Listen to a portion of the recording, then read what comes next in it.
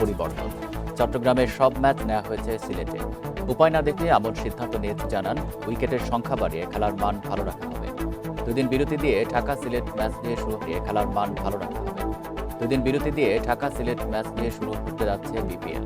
খেলা শুরু দুপুর 1টায়। সন্ধ্যার ম্যাচে মুখোমুখি রংপুর ও রাজশাহী।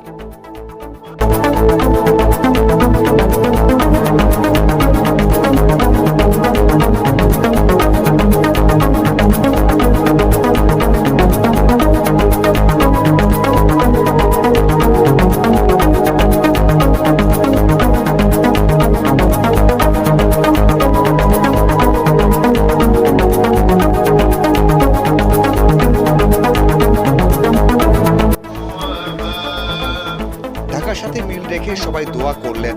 এরপর বিপিএল নিয়ে চূড়ান্ত সিদ্ধান্ত নিতে আলোচনায় বসলেন পরিচালকেরা।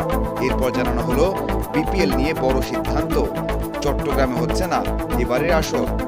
নিজেদের ইচ্ছায় কোনো চেঞ্জেস আজকে পর্যন্ত করা হয়নি, সার্কামস্ট্যান্সেসে হয়ে চেঞ্জেসটা এনেছে। সুতরাং আমরা আসলেই দুঃখিত।